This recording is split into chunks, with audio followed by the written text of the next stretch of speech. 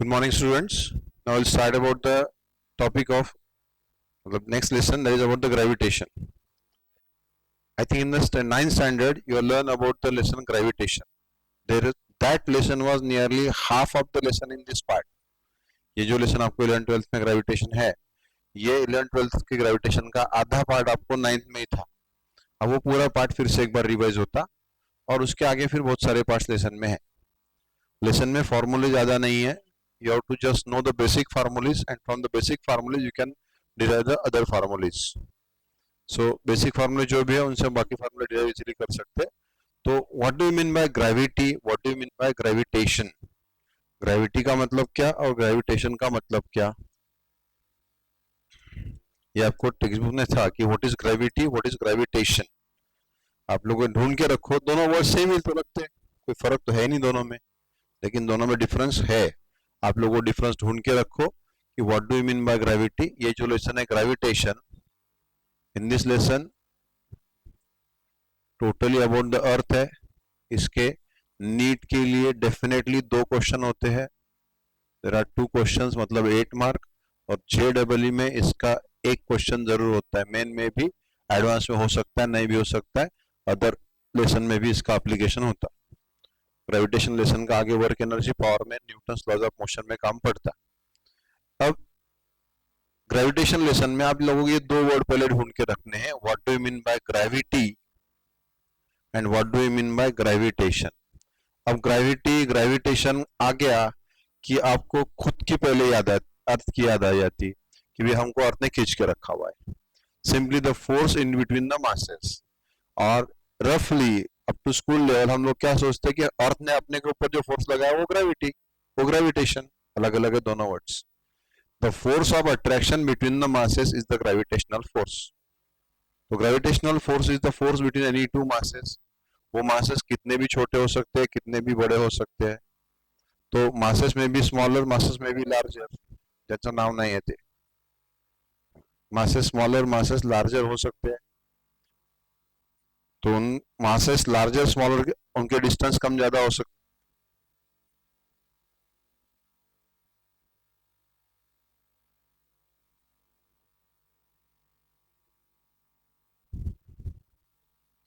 तो 2 मासेस छोटे हैं, बड़े हैं, नियर है, अवे है, इस पे डिपेंड करता हो फोर्स. तो in this lesson you have to learn everything about the earth. आपको हर क्वेश्चन में अर्थ के बारे में इंफॉर्मेशन लगेंगी और वो इंफॉर्मेशन आपको क्वेश्चन में गिवन नहीं रहेंगी. You should know about those. It's like mass of earth, radius of earth, density of earth. इन तीनों का काम पड़ता है. कभी कभी actual shape of earth, and most of the time earth will be considered to be sphere.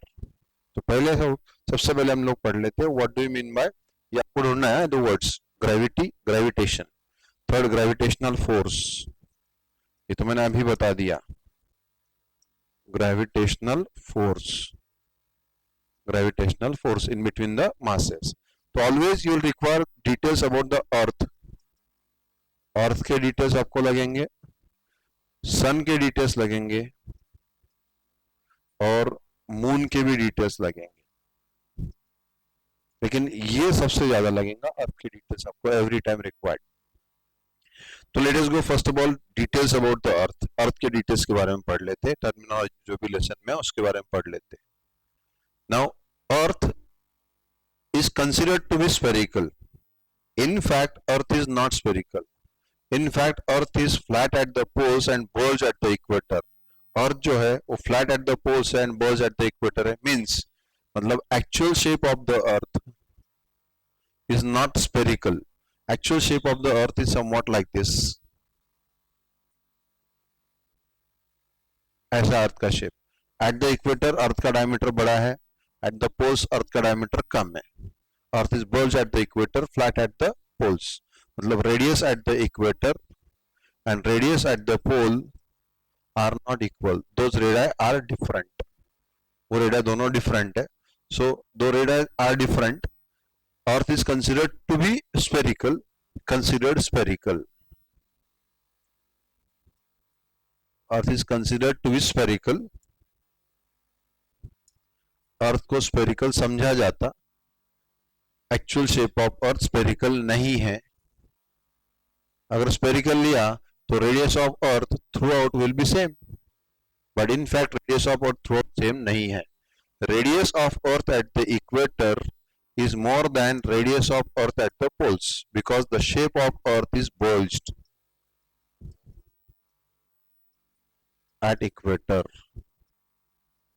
and flat at poles. It is also called a geoid shape of earth जो भी है. तो radius at equator is more than radius at the poles. ये पोल, north पोल, south pole, ये equator. लेकिन यहां equator पोल, ये axis अर्थ का, यहां पर ये रहेगा एक्सिस अर्थ का. तो ये पोल्स हो या इक्वेटर हो, दोनों जगह उसकी रेडियस सेम है. It is considered to be spherical, जो एग्जैक्टली स्पेरिकल नहीं है. Hence radius at the equator equal to radius at the poles. ये आपको मैक्सिमम टाइम काम में आएगा. बट इन फैक्ट जब काम पड़ेगा तो radius at equator is more than radius at pole by how much. कितने किलोमीटर का फर्क है ये भी आप कल गिन के बताओ मेरे को. घर पे अर्थ गिन लेना, ऐसी कितनी है, ऐसी कितनी है, बताना मेरे को कल डिफरेंस कितना है. Radius at the equator, radius at the poles गिन सकते तो गिन लो, बट ये डिफरेंस ढूंढ के निकालो कितना है.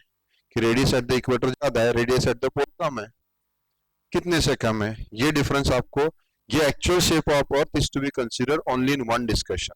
ये एक्चुअल शेप ऑफ अर्थ सिर्फ एक डिस्कशन में काम में आने वाला है, और बाकी सारे लेसन में, बाकी पूरे लेसन में आपको अर्थ स्फेरिकल कंसीडर करके सब कुछ डिराइव करना है. R is the radius of earth. तो earth will be considered to be spherical every time only if mentioned about the shape of earth. एक ही टॉपिक लेसन में जहां एक्चुअल शेप ऑफ अर्थ काम में आता है, बाकी सभी जगह पे आपको अर्थ को स्फेरिकल कंसीडर करना है. तो अर्थ को स्फेरिकल कंसीडर करेंगे. तो नाउ डिटेल्स अबाउट द अर्थ, कि अर्थ की डिटेल्स, डायमेंशंस वगैरह सब जो आपको मालूम होना. तो earth will be consider to be sphere. हर जगह अर्थ स्फीयर कंसीडर की जाएंगी. अर्थ के डायमेंशंस आपको मालूम होना. क्वेश्चन ये आपको एग्जाम में गिवन नहीं रहेगा. R for radius of earth, capital M for mass of earth. अर्थ पे अर्थ से बड़ा कोई मास नहीं हो सकता, इसलिए अर्थ को कैपिटल M दे देना, बाकी स्मॉल m सारे. तो मास ऑफ अर्थ हमेशा कैपिटल M, बाकी कोई भी बॉडी रहो उसका मास हमेशा स्मॉल m ही लिया जाएगा. फिर R is radius of earth, M is the mass of earth. ये इक्वेटर जो अर्थ के दो इक्वल पार्ट कर देता वो इक्वेटर.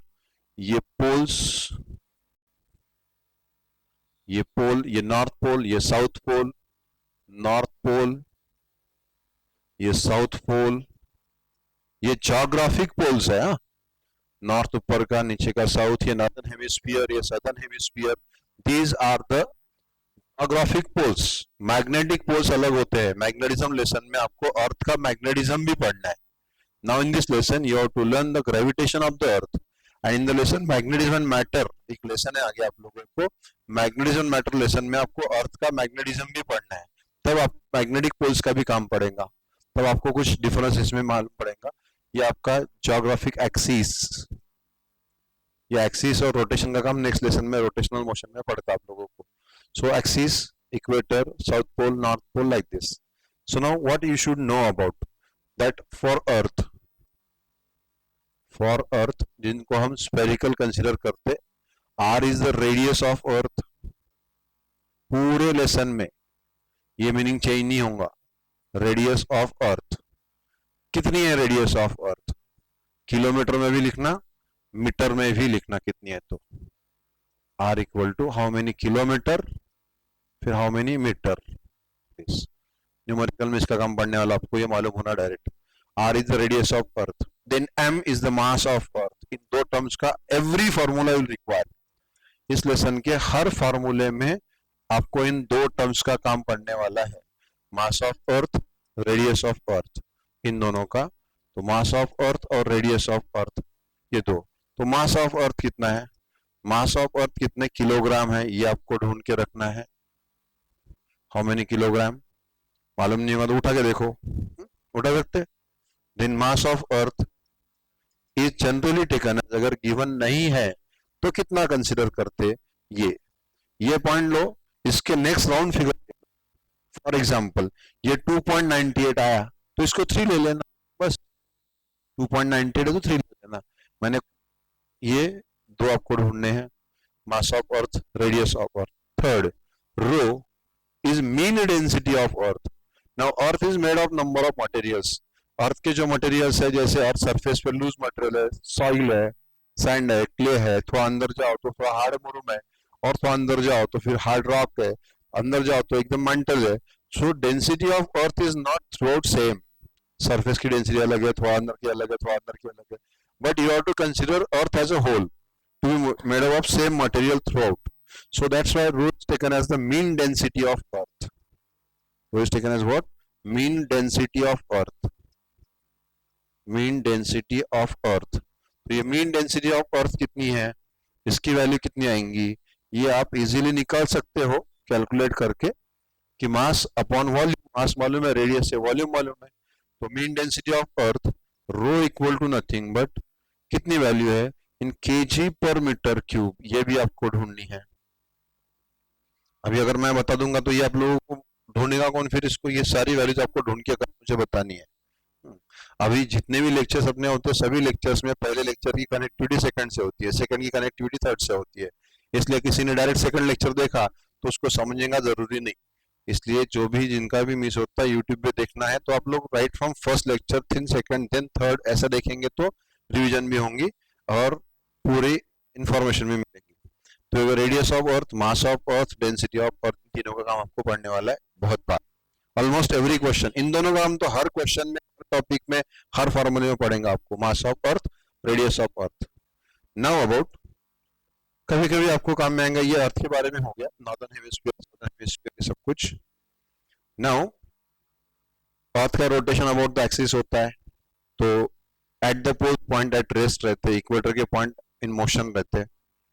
अब आपको आगे लेसन में इन टर्म्स ऑफ मास, जहां मास है उसको, उस फार्मूले को हम in terms of density replace कर सकते हैं। For earth let V be the volume of earth, volume of earth. Earth is spherical in shape, earth तो स्फेरिकल इन शेप है, अर्थ अब हमेशा अपने लिए स्फेरिकल इन शेप रहेंगी, तो स्फीयर का वॉल्यूम कैसे निकालते हैं, तो वॉल्यूम ऑफ अर्थ, तो volume of earth is nothing but volume of sphere 4/3 pi r cube. Now density rho, mean density rho is mass upon volume, as mean density is mass upon volume, as mean density of earth is nothing but mass divided by volume. Mean density is what? Mass divided by volume. तो rho equal to nothing but m by v. अर्थ का हमने छोटा सा part भी लिया तो density will remain constant, छोटा part लिया, जैसे आपको मैंने एग्जांपल दे सकता हूँ, डेंसिटी ऑफ वाटर इज 1 ग्राम पर centimetre cube, 1000 KG per metre cube. आपने वाटर का 100 ml लिया कि 1 लीटर लिया कि 50 लीटर लिया कि 1000 लीटर लिया, density of water remain the same. So density of water remain the same, density material की प्रॉपर्टी है, क्वांटिटी की प्रॉपर्टी नहीं है, mass is the property of the quantity, so mass upon volume. So अगर कुछ छोटा part of earth लेते हो, उसका मास समझा m डैश है, तो उसका वॉल्यूम भी v डैश रहेगा। छोटा सा स्पीयर लिया अर्थ में से काट के, काम है आगे इसलिए बता रहा हूँ, अर्थ में से छोटा सा स्पीयर काटा तो अर्थ से छोटा है लेकिन अर्थ का ही पार्ट है, उसका वॉल्यूम भी कम है, मास भी कम है, लेकिन ratio of mass to volume उसका सेम रहेगा। तो now volume and mass, then mass equal to nothing but density into volume, so mass m equal to nothing but यहाँ m dash equal to rho into v dash, जो भी v dash आएगा, तो mass into volume, mass equal to density into volume, तो density into volume करेंगे तो mass equal to density rho into volume 4/3 pi r cube.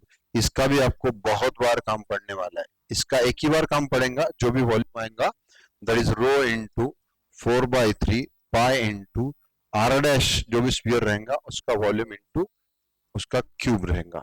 ये इसका एक बार काम पड़ने वाला है, इसका बार बार काम पड़ने वाला है। इस लेसन में कोई भी फॉर्मूला अगर आपको इन टर्म्स ऑफ मास के बजाय डेंसिटी के फॉर्म में होना, इस लेसन के हर फार्मूले में मास ऑफ अर्थ आने वाला है, तो उस मास को आप इससे रिप्लेस कर सकते, 8-10 फार्मूले आएंगे, तो हर फार्मूले में m आएगा तो m की जगह इसको रिप्लेस करो, फार्मूला कन्वर्ट होगा इन टर्म्स ऑफ डेंसिटी। अभी आपके आगे के फार्मूले मालूम नहीं है, फॉर एग्जाम्पल मैं अभी आप लोगों को पूछ लेता, सपोज क्रिटिकल वेलोसिटी का फार्मूला है आगे root of gm by R, gm by small r. मुझे ये formula in terms of density होना, ये फार्मूला अगर मुझे इन टर्म्स ऑफ डेंसिटी होना तो मैं क्या करूंगा, इसमें का मास रिप्लेस कर दूंगा बस। जी तो कांस्टेंट है, यूनिवर्सल ग्रेविटेशनल कांस्टेंट है, m रिप्लेस करूंगा, फार्मूला कन्वर्ट हो गया। आगे एस्केप वेलोसिटी का एक फार्मूला है root of twice gm by R, मुझे ये formula in terms of density होना, मास रिप्लेस करूंगा बस।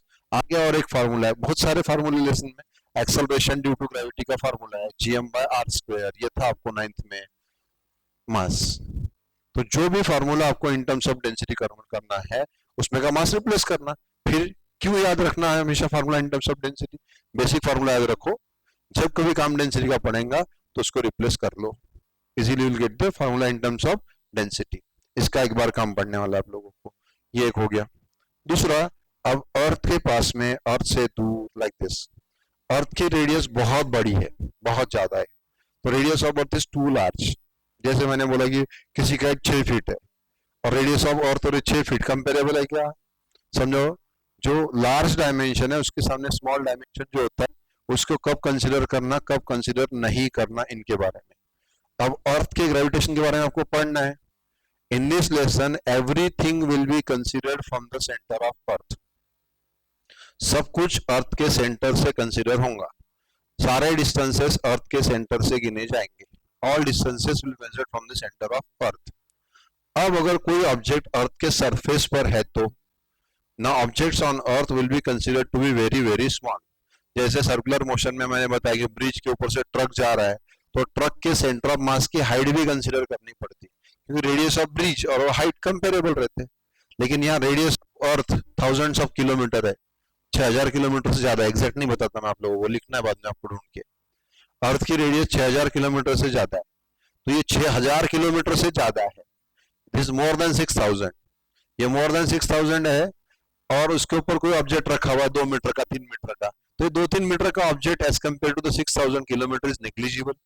इसलिए अगर कोई भी ऑब्जेक्ट अर्थ के सरफेस पर है तो ये, जैसे यहाँ बताइए, object on the surface of अर्थ है, एग्जैक्टली ऑन अर्थ सरफेस है, ऑन अर्थ सरफेस।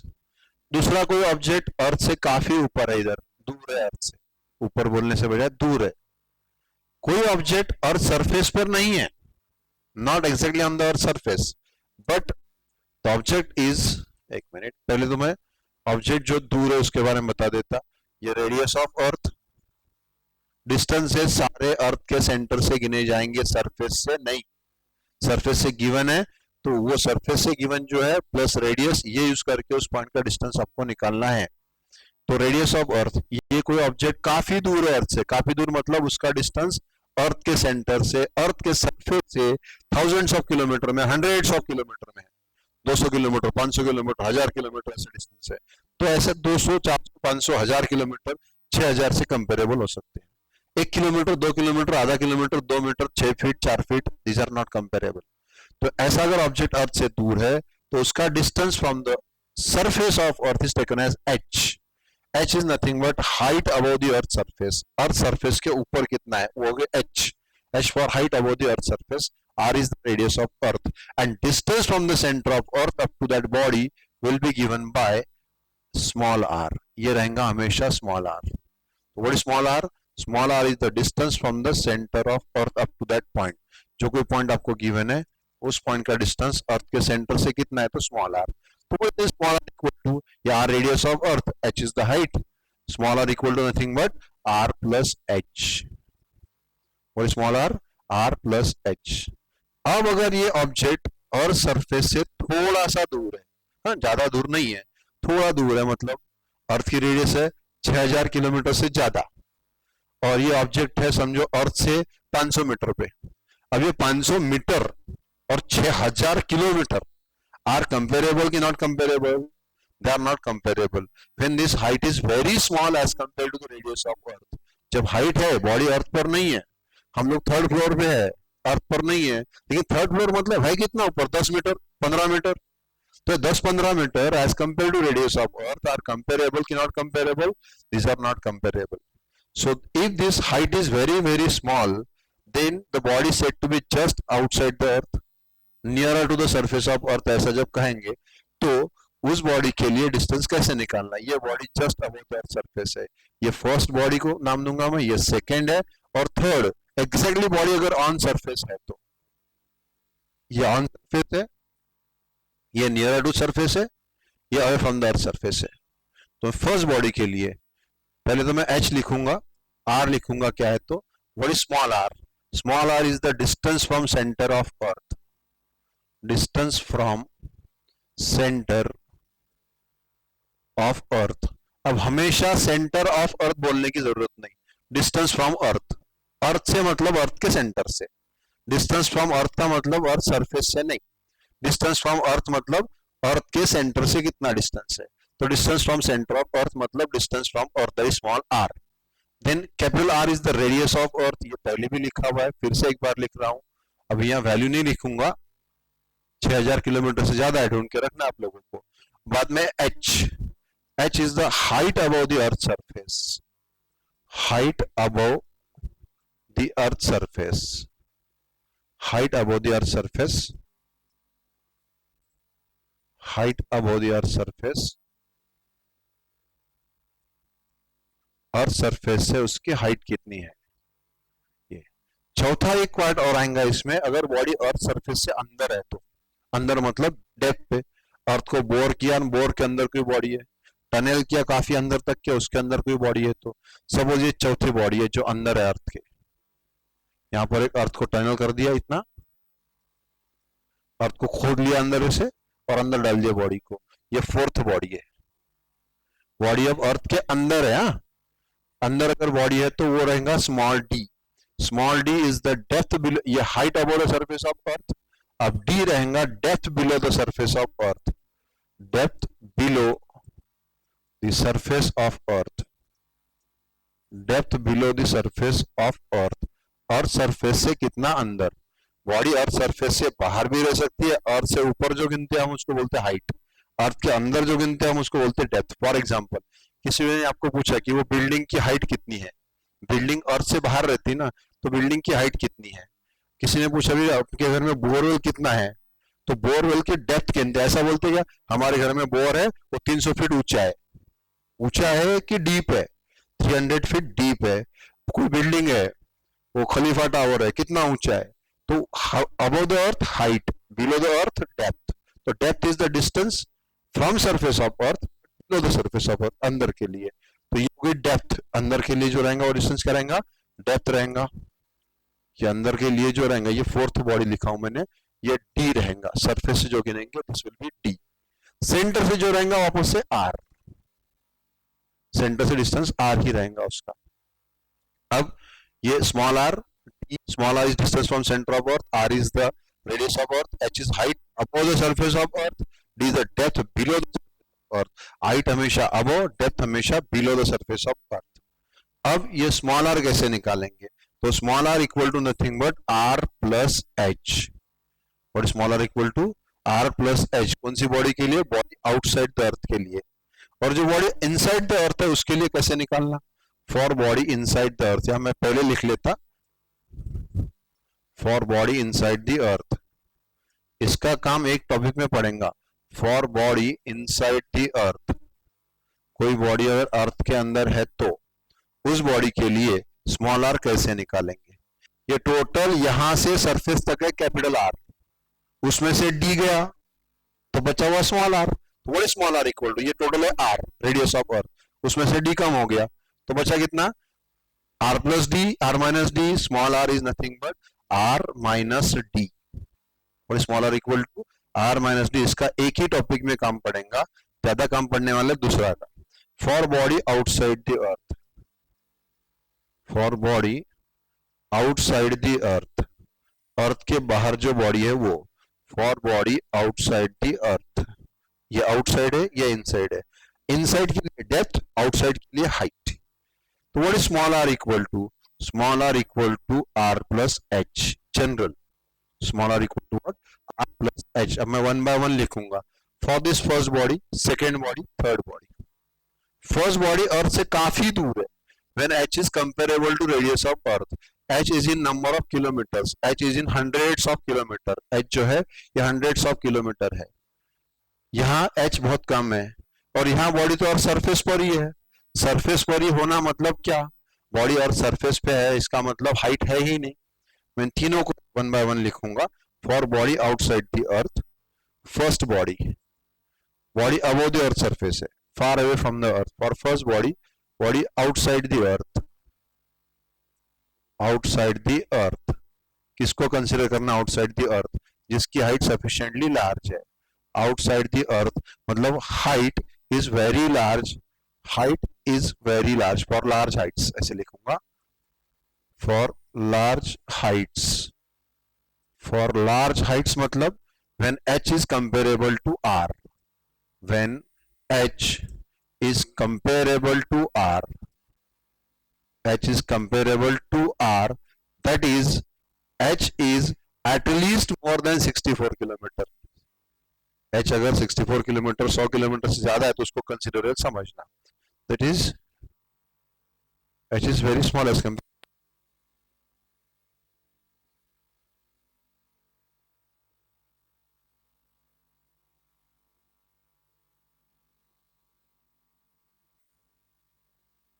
तो when h is comparable to radius of earth मतलब h is very large as compared to r, h बहुत ज्यादा है, तो बहुत ज्यादा मतलब कितना, r से comparable, radius of earth 6000 kilometre से ज्यादा, हाइट है 100 kilometre, 200 kilometre, 500 kilometre, that is to be considered. लेकिन अगर माउंट एवरेस्ट लिया, हाइट 8 ही kilometre, that is not to be considered as compare to radius of earth, that is negligible. So height h अगर आपको मालूम है, when h is comparable to the r at that time मतलब height sufficient है, तो small r equal to r plus h, मैंने पहले भी लिखा, इसका आपको काफी काम पड़ने वाला है। जो भी बॉडी आउटसाइड द अर्थ है, small r equal to r plus h। Second body, diagram पे रेफरेंस है, सेकेंड बॉडी, ये फर्स्ट बॉडी काफी दूर है अर्थ से। दूसरी बॉडी ये अर्थ के पास में है, पास में मतलब when h is not comparable to r, जब h r से कंपेरेबल नहीं है। आउटसाइड द अर्थ, अर्थ के बाहर ही है, it is outside the earth but for small heights, for small heights, that is body is close to surface of earth, close to surface of earth, close to surface of earth, earth surface के पास में है, काफी दूर नहीं है। for a body small height जब है, that is when h is not comparable to r, h is not comparable, when h is not comparable to r, radius of अर्थ से कंपेरेबल नहीं है, that is when h is very very small as compared to r, h बहुत बहुत कम है, कम नहीं बहुत कम है, तो ये कब तक आप कंसीडर कर सकते हैं, when h is less than or equal to 64 kilometre. ये 64 क्यों लिया आपको बाद में ख्याल में आएगा, अगर h ये नेक्स्ट लेक्चर में, कल के लेक्चर में आपको ख्याल में आएंगे 64 किलोमीटर क्यों, 64 किलोमीटर हाइट है या उससे कम हाइट है तो उस हाइट को निग्लिजिबल समझा जाता। 64 किलोमीटर अपने लिए बहुत है, बाप रे 64 किलोमीटर मतलब आपने बोला कि मेरी हाइट तो 6 फीट है, तो 6 फीट और 64 किलोमीटर बहुत ज्यादा है, लेकिन अर्थ की रेडियस 6000 किलोमीटर से ज्यादा और 64 किलोमीटर उसके आगे कुछ भी नहीं है, ऑलमोस्ट 1% ही है। तो ये हाइट अगर है तो ये इससे कम हाइट रही तो उसको छोड़ देना, निग्लेक्ट करना। अगर छोड़ दिया हाइट को तो फिर क्या, ये हाइट छोड़ दिया हमने, small r equal to r plus h, लेकिन h बहुत कम है, hence body can consider, hence for that body small r is nearly comparable to r। वैसे small r equal to r plus h होता है, लेकिन ये h निग्लिजिबल है, h negligible हो गया तो small r nearly equal to capital R। तो for a body just outside the earth, for a body close to earth, for small height just outside the earth, small r will be equal to capital R directly, क्योंकि क्या neglect किया आपने, h को neglect कर दिया। तो पहली body काफी ऊपर थी, उसके लिए small r equal to r plus h। Second body earth surface के पास में थी, इतनी पास में कि उसकी हाइट 64 किलोमीटर से कम है, तो अर्थ के ऊपर जो कुछ 64 किलोमीटर से कम है उसकी हाइट अर्थ के रेडियस से कंपेरेबल नहीं है, तो उस हाइट को छोड़ देना। इस हाइट को छोड़ देना मतलब डायरेक्टली उस बॉडी के लिए small r equal to r, small r nearly equal to r. अब थर्ड बॉडी देखो डायग्राम में, थर्ड बॉडी तो अर्थ सरफेस पर ही है डायरेक्ट, ये मैंने जो लिखा पहले फोर्थ बॉडी के लिए था, थर्ड बॉडी के लिए, third body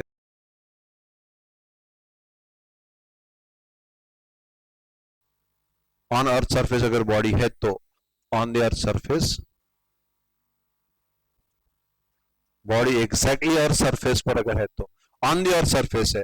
on the earth surface मतलब हाइट कितनी हो गई, हाइट तो अर्थ सरफेस के ऊपर रहती है, अर्थ से जो गिनते हो हाइट, लेकिन ये बॉडी अर्थ सरफेस को चिपकी हुई है, हाइट कितनी हो गई, ना अंदर है बॉडी ना बाहर है, सरफेस पर है, तो वही the height of the body, height of that body from the earth surface how much, 0 on the earth surface, what is h equal to, h equal to 0, height 0 रहेंगी उस बॉडी के लिए, hence as small r equal to are plus h, लेकिन इसमें h 0 है तो small r is exactly equal to capital R, जो body earth surface पे है उस बॉडी के लिए small r is exactly equal to capital R. तो एक यहां लिख के रखूंगा, for a body either on earth surface, either on surface और क्लोज टू सरफेस, और close to surface, close to surface का मतलब h is very small as compared to r, for a body either on surface or close to surface of earth, either body और surface पे है या close to surface of earth है तो small r is taken as r, वैसे ये close to surface के लिए, और exactly equal to किसके लिए आएगा, either on surface के लिए r equal to r, on surface small r is exactly r since h is 0, close to surface अगर बॉडी है small r is nearly equal to r since h is very small as compared to r, that is negligible, और surface से वो negligible, ये होगा तीनों bodies के लिए, first second and third. Fourth body जो अर्थ सरफेस के अंदर है, inside the earth, inside the earth आपको दोनों पढ़ने हैं, अर्थ सरफेस के बाहर की बॉडी, अर्थ सरफेस के अंदर की बॉडी, अर्थ सरफेस के पास में की बॉडी, अर्थ सरफेस पर की बॉडी। इनसाइड द अर्थ अगर बॉडी है तो डी रहेगा, d is depth below the earth surface, for that body small r equal to are minus d, मैंने पहले उसको एक्सप्लेन कर दिया डायग्राम पे आपको, small r equal to what, r minus d. तो ये स्मॉल आर कैपिटल आर इन सब के लिए ऐसे यूज कर सकते हैं। these are some terminologies to be used throughout the lesson, पूरे लेसन में आगे आपको क्या क्या यूज करना है वो भी ऑलमोस्ट सब कुछ हो गया, आगे कुछ पॉइंट आएंगे, जो पॉइंट्स आएंगे तो आपको बताऊंगा, इंटरनल डेरिवेटिव के जो पॉइंट्स है वो आगे आपको आएंगे सारे। तो ये हो गया on the earth surface, above the earth surface, ये सब सवेरे सवेरे उठ के फ्रेश होके बैठा करो, नहीं तो लेसन शुरू हो गया कि फिर से लुढ़क गए, मतलब आपकी ग्रेविटी कितनी है पढ़ने की ख्याल में आएगा, ग्रेविटी मैंने पहले पूछा ग्रेविटी क्या है और ग्रेविटेशन क्या है, what is gravity, what is gravitation, दो वर्ड्स में क्या डिफरेंस है इनके बारे में। तो ग्रेविटी, ग्रेविटेशन एक बार फिर से आपको सारे पॉइंट्स बता देता, what those points are right from beginning.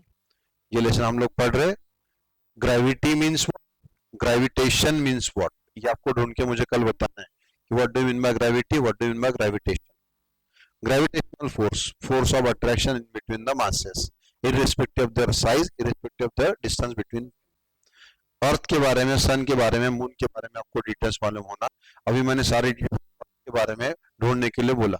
Actual shape of earth, real shape of earth is oblate, it is also called as oblate, omelette नहीं, it is called as oblate shape, वो भी LET है शायद, spelling check कर लेते एक बार, oblate shape.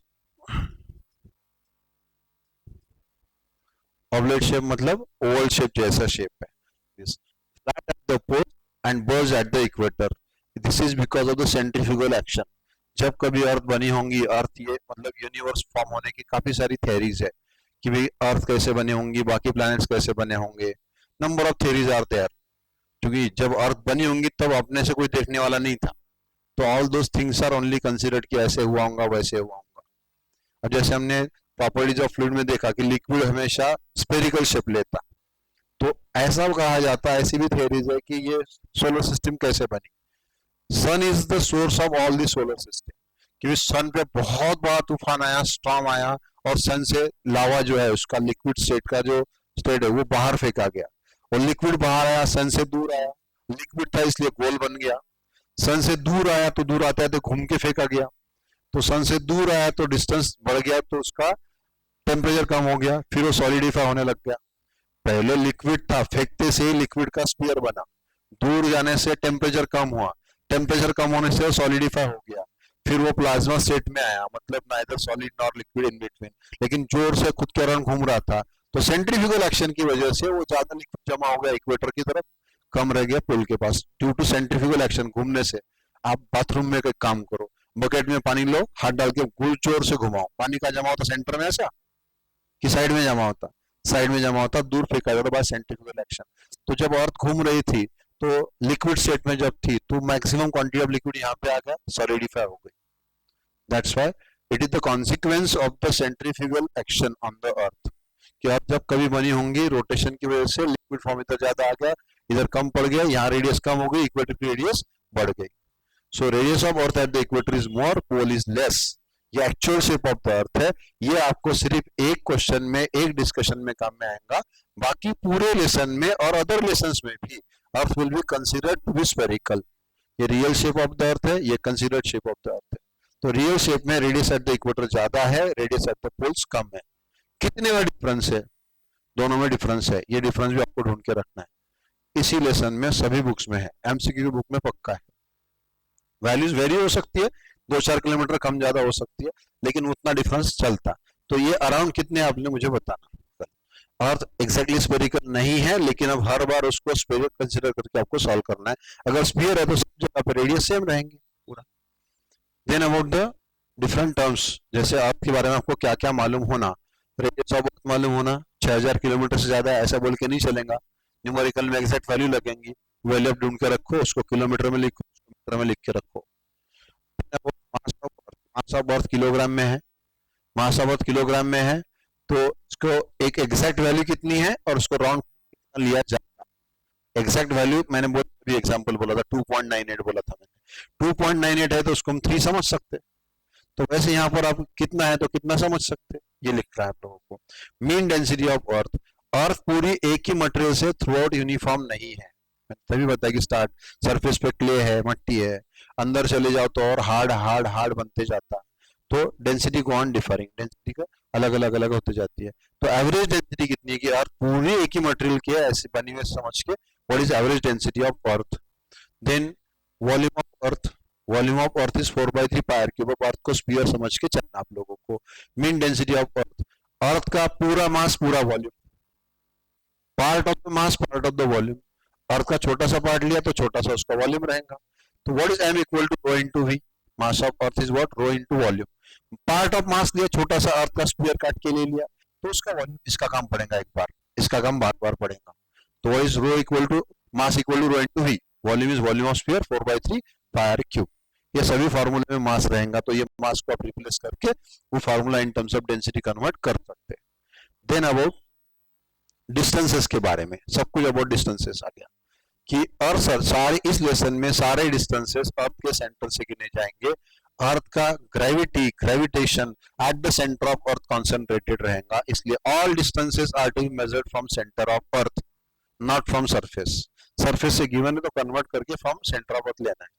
Capital R radius of earth, h is height above the earth surface, earth से ऊपर जो गिनते हो हाइट, अर्थ से अंदर जो गिनते हो depth, height above the earth surface h, earth के अंदर जो गिनेंगे वो डेप्थ डी।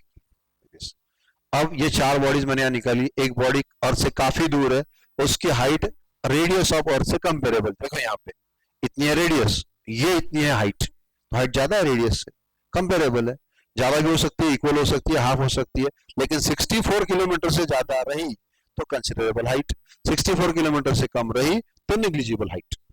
तो यह हाइट सेकेंड बॉडी अर्थ से बहुत दूर भी नहीं है और अर्थ पर भी नहीं है, एग्जैक्टली अर्थ सरफेस पे भी नहीं और अर्थ से बहुत दूर भी नहीं, उसकी हाइट 64 किलोमीटर से कम है, तो उसकी हाइट को नेग्लेक्ट करना है, इसको बोलेंगे close to earth, just or near to surface of earth. ये पॉइंट जो है ना, ये वापस आपको काम में आएंगे in the lesson electrostatics, close to the charge on the surface of body like this. ये हुआ सेम वर्डिंग, सेम टर्मिनल से हुआ उधर, इन द लेसन इलेक्ट्रोस्टैटिक्स। ये लेसन का इलेक्ट्रोस्टैटिक्स से बहुत क्लोज रिलेशन है आगे। तो ये थर्ड, ये बॉडी एग्जैक्टली अर्थ सरफेस पे है, third body is exactly on the earth surface. ये फोर्थ बॉडी अर्थ सरफेस से अंदर है, मतलब अंदर है मतलब डेप्थ डी। तो फिर पहला r is the distance from center of earth, capital radius of earth, h is height above the earth surface, d is the depth below the earth surface.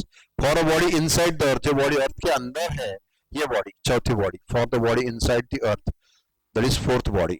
उस बॉडी के लिए ये हुआ डेप्थ d, जो अर्थ surface से अंदर है, distance centre से गिनना है, ये पूरा डिस्टेंस है r, रेडियस ये r में से d गया, बचा हुआ small r equal to what, r minus d। For the body outside the earth, body earth के काफी बाहर है, ये बॉडी 1 जो थी, small r equal to what, r plus h, आगे डिटेल में लिखा हुआ है। दो बॉडी बाहर थी outside the earth, when h is comparable to r means r is more than 64 kilometre.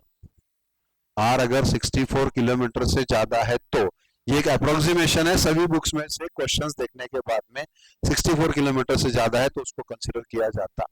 कभी कभी एमसीक्यूज में हम 100 किलोमीटर तक के भी निगलेक्ट कर सकते हैं, बट इन जनरल आपको जो भी एमसीक्यूज पढ़ने को मिलेंगे उसमें आपको ये ऑब्जर्व होगा कि 64 किलोमीटर के ऊपर है तो उसको कंसीडर करके सॉल्व करना। तो small r equal to r plus h, यहाँ h निग्लिजिबल नहीं है, h r से कंपेरेबल है, आप यहाँ h छोड़ नहीं सकते। Outside the earth for small heights, earth के बाहर ही है लेकिन हाइट उसकी कम है, क्लोज टू अर्थ सरफेस है, हाइट कम है मतलब कितनी है, when h is not comparable to r, मतलब रेडियस ऑफ अर्थ 6000 किलोमीटर से ज्यादा है और हाइट कुछ किलोमीटर में 2 4 5 8 10 किलोमीटर अप टू 64 किलोमीटर है, तो at that time h is very small as compare to r, तो h become negligible. h negligible होने की वजह से स्मॉल r, h छोड़ दो इसमें का, h छोड़ दिया तो small r nearly equal to, वैसे small r equal to r plus h, लेकिन उसमें का h नेग्लिजिबल, इसलिए small r nearly equal to capital R। अब और आगे ऑन द अर्थ सरफेस, कोई बॉडी अगर एग्जैक्टली अर्थ सरफेस पर है तो, the body is exactly on the earth surface, then surface पर ही है तो हाइट ही नहीं है, zero, as small r equal to r plus h, इसमें h जीरो है, small r equal to r।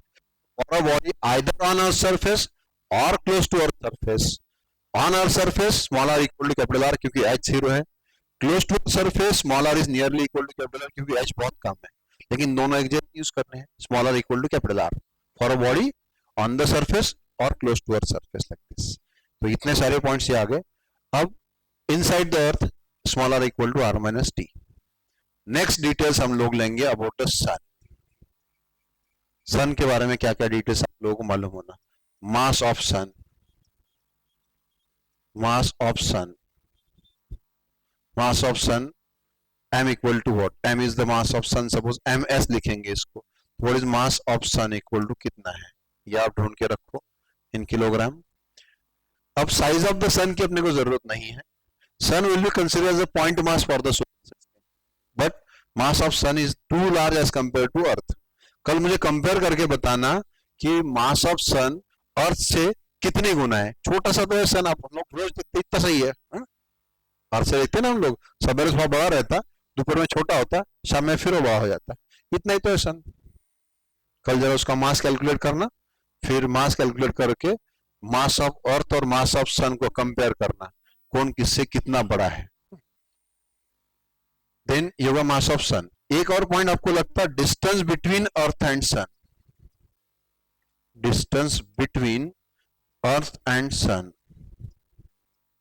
ये आपको मालूम होना जरूरी है, इसका भी काम पड़ता है आपको।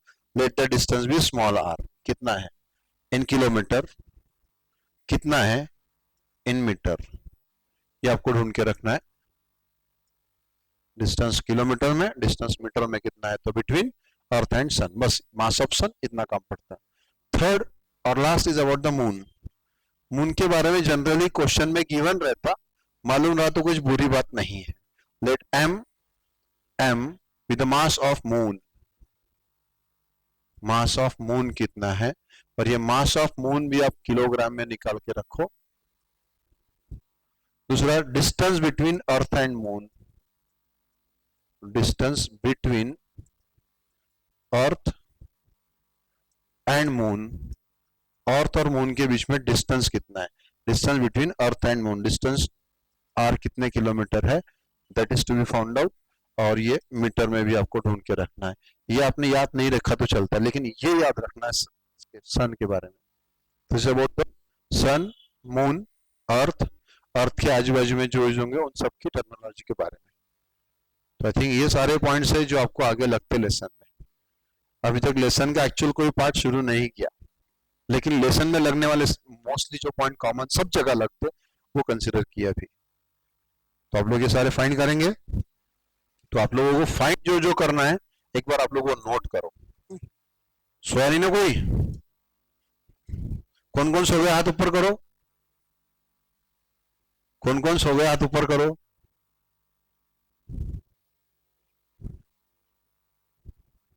चलो फिर ये पॉइंट पहले आप लोग लिखो, आपको क्या ढूंढना है पहले तो रफ में लिख लो। ग्रेविटी ग्रेविटेशन के दो वर्ड्स का डिफरेंस आपको बताना है।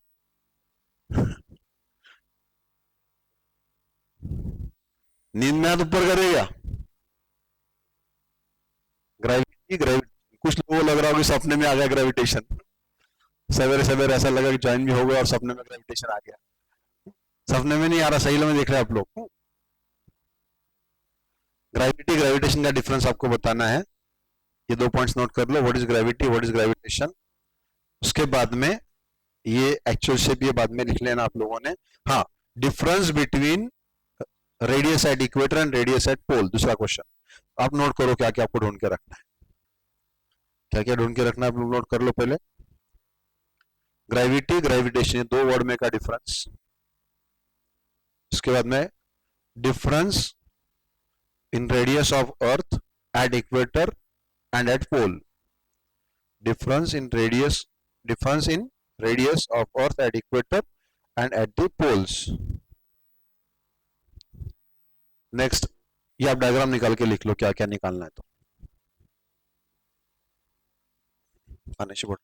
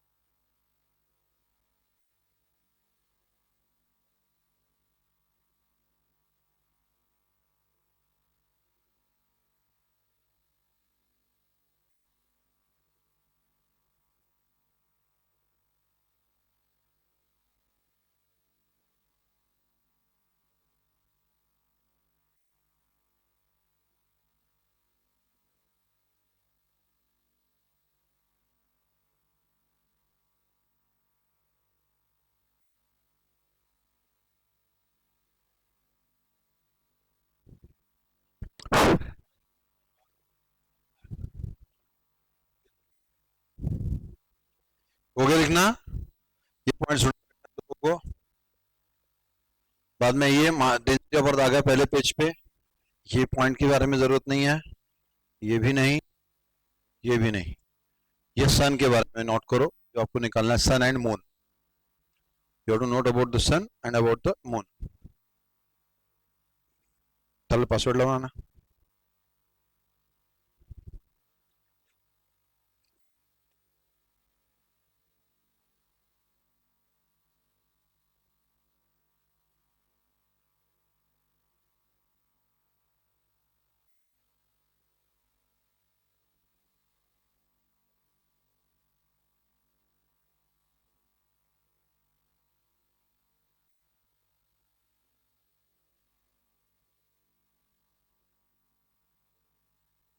हो गया?